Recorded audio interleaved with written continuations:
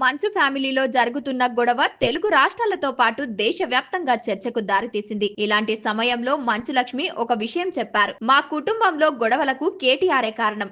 ఈ రోజు మా కుటుంబంలో జరుగుతున్న గొడవలకు BRS party working president KTR కారణమని మంచు లక్ష్మి మీడియాకు తెలిపారు.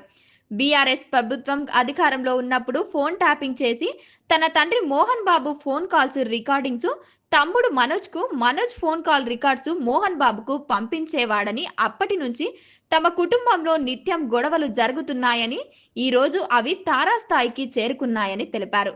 కుటుంబాల మధ్య చిచ్చులు పెట్టడం కేటీఆర్ కు తగదని మంచు లక్ష్మి ప్రసన్న ఆవేదన వ్యక్తం చేశారు. మంచు ఫ్యామిలీలో జరుగుతున్న గొడవ తెలుగు రాష్ట్రాలతో పాటు దేశవ్యాప్తంగా చర్చకు దారితీసింది. ఇలాంటి సమయంలో మంచు లక్ష్మి ఒక విషయం చెప్పారు. మా కుటుంబంలో గొడవలకు కేటీఆరే కారణం. ఈ రోజు మా కుటుంబంలో జరుగుతున్న గొడవలకు BRS party working president KTR కారణమని మంచు లక్ష్మి మీడియాకు తెలిపారు.